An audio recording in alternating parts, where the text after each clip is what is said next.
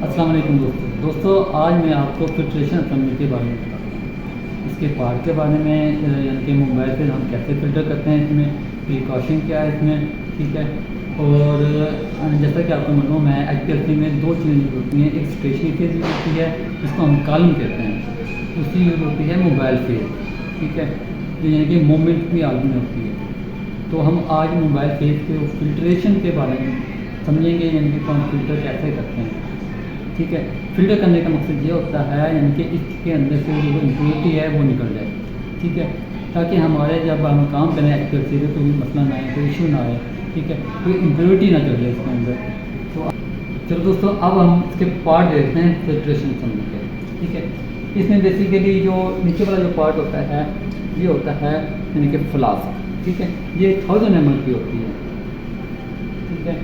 और इसमें होती है फ़िल्ट्रेशन फनल, 300 ml का इसका वॉल्यूम होता है मैक्सिमम, जैसे कि आपको यहाँ नज़र दिया है, ठीक है। बाकी ये सिंटर ग्लास फिल्टर होता है, ये इसके अंदर लगता है।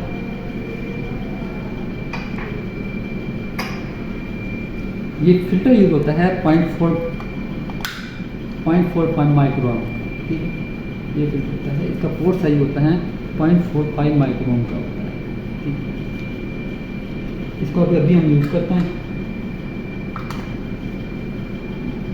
ठीक है।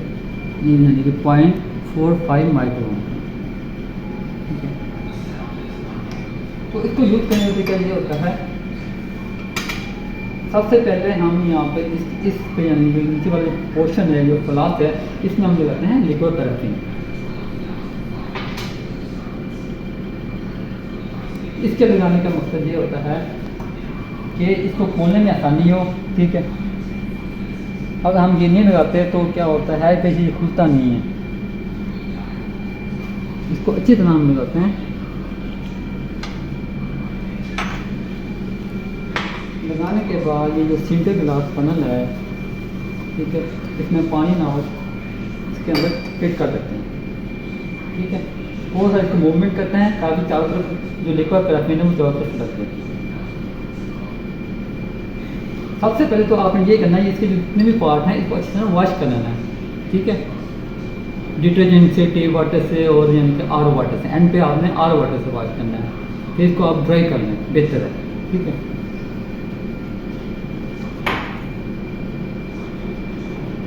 अच्छा, कुछ लोग है ना गलती करते हैं, वो क्या करते हैं, जब हम इसको वॉश कर लेते हैं वहाँ का इसके अंदर ना डिटर्जेंट चल जाते हैं इस पार्ट के अंदर। तो इसको आसानी से तरीका यह है, आप पहले इसको ना RO वाटर से थोड़ा सा रिंस कर लें। ये देखें, इसको ऐसे यानी जोड़ते हैं,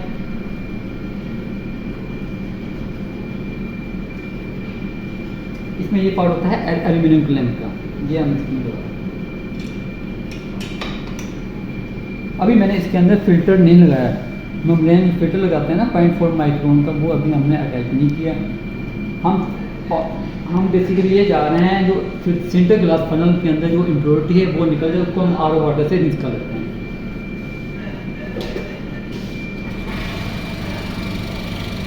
ये हमारा वैक्यूम पंप है, ठीक है, ये चलना शुरू हो गया, ये देखें ना।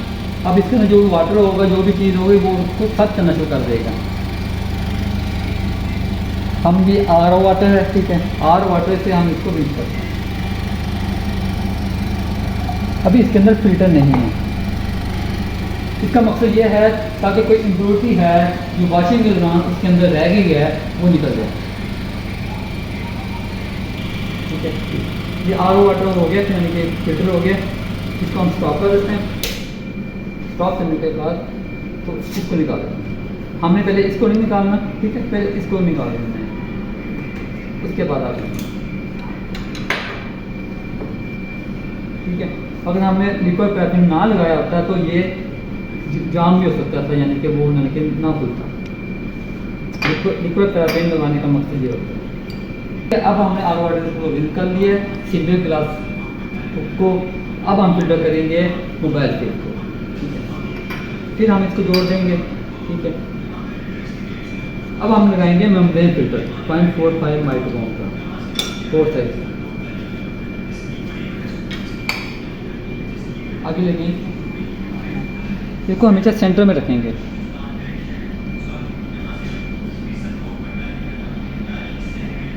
जो कुछ लेते हैं उसमें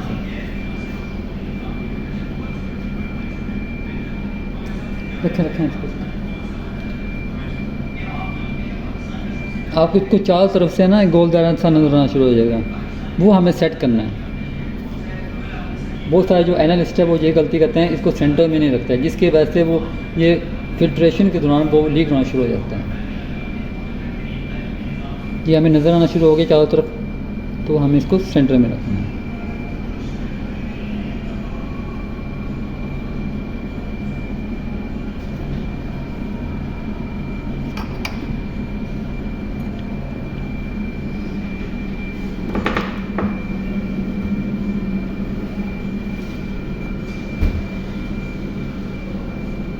अच्छा, एक बहुत सारे जो एनालिस्ट वो गलती ये करते हैं, यानी जैसे अभी मैं कहने लगा था, यानी कि ये नहीं लगाते।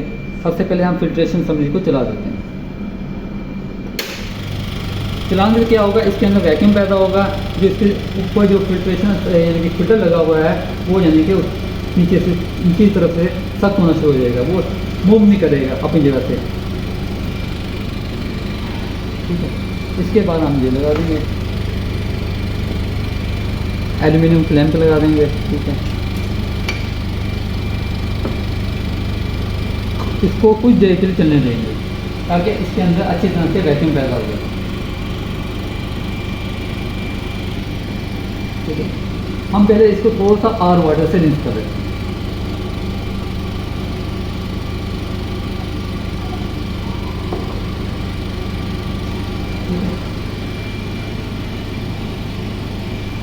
पहले हमने सिंपल ग्लास को फिल्टर किया, उसको फिल्टर के बाद किया रिंस किया आर वाटर से।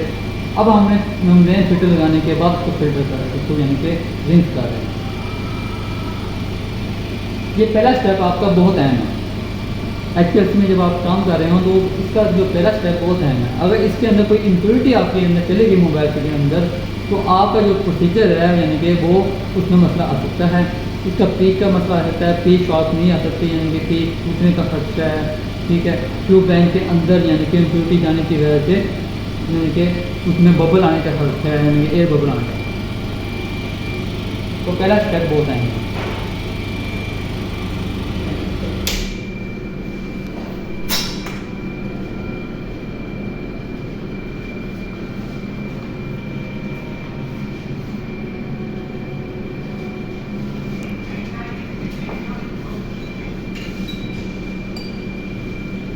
ये आर वाटर है, इसको भी हम यूज़ कर लेते हैं। ठीक है,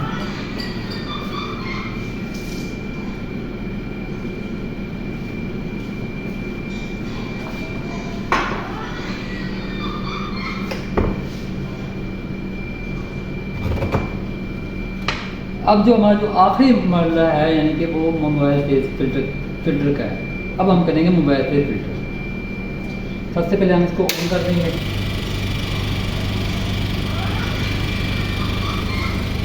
हमेशा याद रखना कि यह भी जब आप ये ऑन करें तो उसको थोड़ा सा टाइम दें ताकि इसके अंदर को वैक्यूम पैदा हो। ये हमारी मोबाइल तेल बनी हुई है ऑलरेडी। ठीक है, मोबाइल तेल में मुख्तलिफ मिक्सचर होता है, यानी कि उसमें वाटर भी होता है, उसमें मेथनॉल भी होता है, उसमें एसिटोनाइट्राइल भी होता है, बफर भी होता है। ठीक है, मुख्तलिफ कम्बिनेशन में ये मोबाइल तेल पाई जाती है।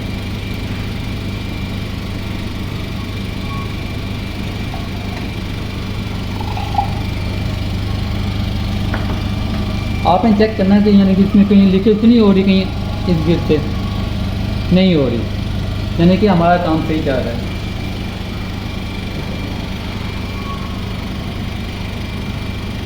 एक बात मैं दोबारा रिपीट करता हूँ, इसके पार्ट बता देता हूँ। ये एक फनल है, फिल्ट्रेशन असम्बल है, ये 300 ml की होती है। ठीक है, इसमें 300 ml पानी यानी कि मोबाइल से आ सकती है।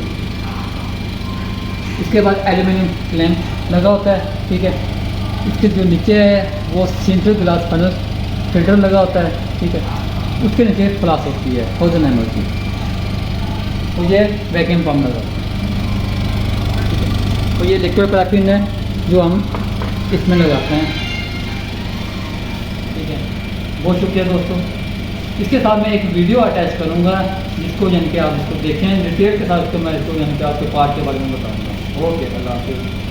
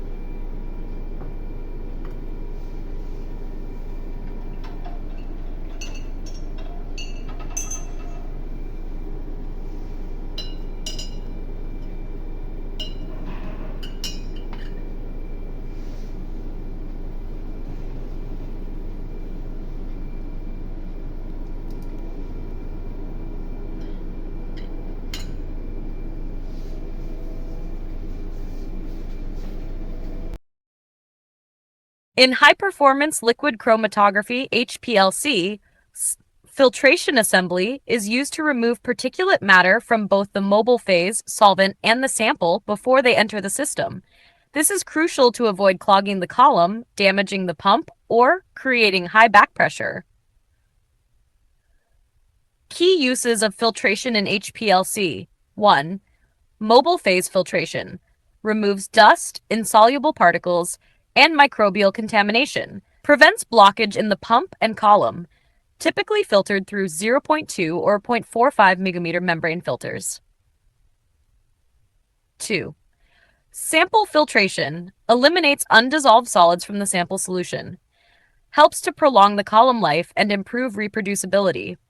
Usually done using a syringe filter, 0.2 or 0.45 micrometers. 3. Degassing, often combined with filtration, removes dissolved gases that could cause bubbles and affect detector sensitivity. Filtration assembly components: solvent reservoir with filter for mobile phase, inline filters or guard columns placed before the main column, syringe filters for sample preparation. Want a simple diagram or animation idea to explain this for a video? Chemical compatibility. Different solvents and samples can react with certain filter materials. If the material is not compatible, it can dissolve, adding impurities, leach chemicals, causing ghost peaks or interference. Example, nylon, good for aqueous and some organic solvents, but not for strong acids. PTFE Teflon, excellent chemical resistance, ideal for aggressive organic solvents. PVDF, low protein binding, used for biological samples. Nash 2. Sample adsorption.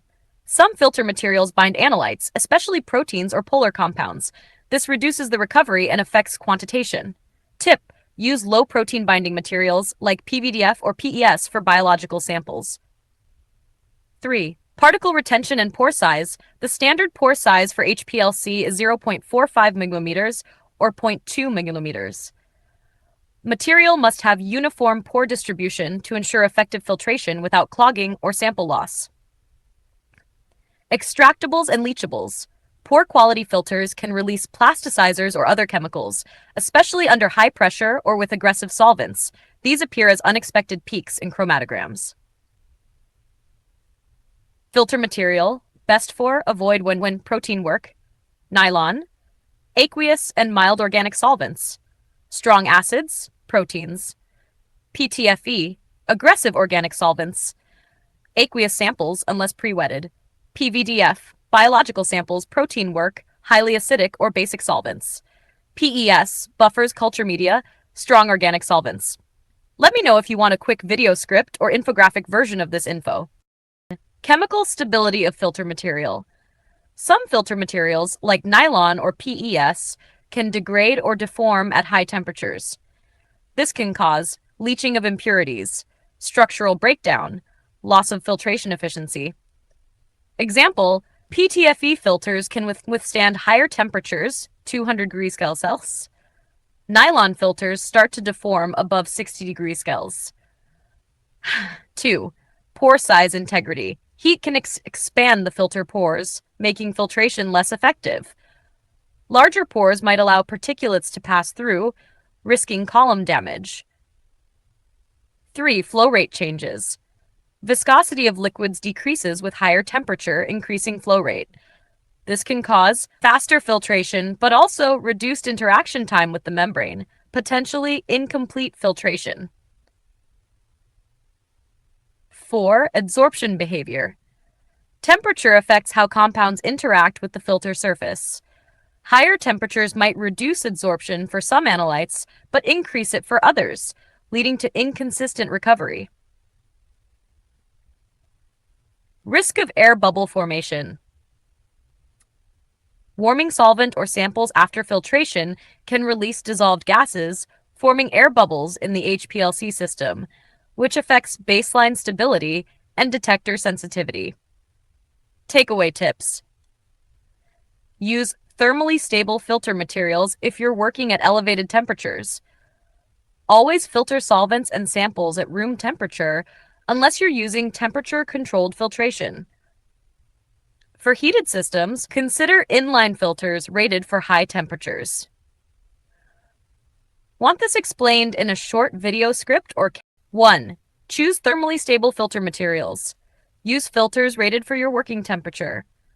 PTFE, excellent for high temp and organic solvents. PVDF or PS, better for moderate temperatures and aqueous samples. Always check manufacturer specs for max temperature limits. 2. Filter at room temperature. Prepare and filter samples solvents at ambient temperature. 2. Prevent thermal expansion of filter pores. Maintain consistent adsorption behavior. Avoid filter material degradation. 3.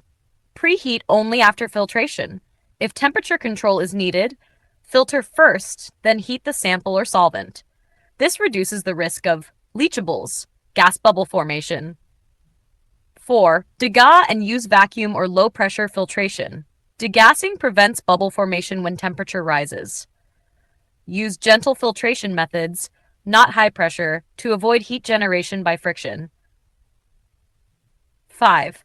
Use inline filters or guard columns for high-temp systems. In HPLC systems running at elevated temps, like 60 to 80 degrees Celsius, install inline filters rated for such use. These help trap any particles missed during pre-filtration. 6. Store filters properly. Avoid exposing filter membranes to heat or sunlight during storage, which could compromise performance even before use. Quick checklist. Step, why it helps. Use heat-resistant materials. Prevents degradation or leaching. Filter at room temp. Maintains pore structure and selectivity. Degas before heating. Avoids air bubbles. Preheat after filtering. Protects sample and filter integrity. Use inline filters for hot runs. Additional protection for HPLC column.